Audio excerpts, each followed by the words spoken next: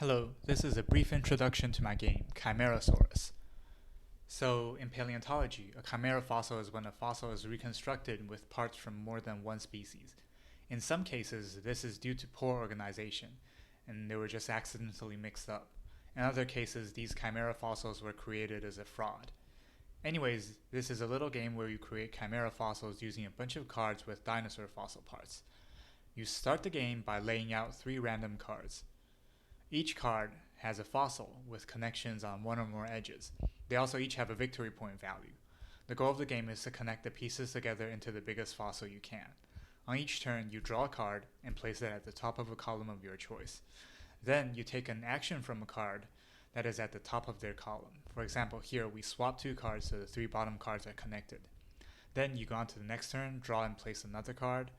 Notice how some actions can increase the number of columns and thus the number of actions available.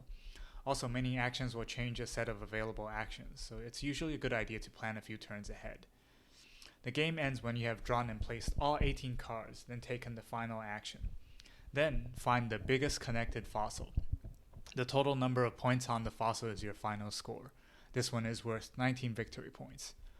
Also, following historical precedents, you are allowed to rearrange the parts as you see fit into a single, beautiful dinosaur fossil. This one is pretty cute. What a find.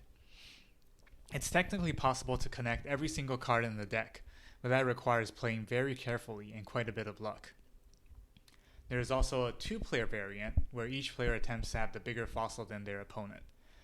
You start with 2 skull cards, 2 random cards, and then players take alternating turns.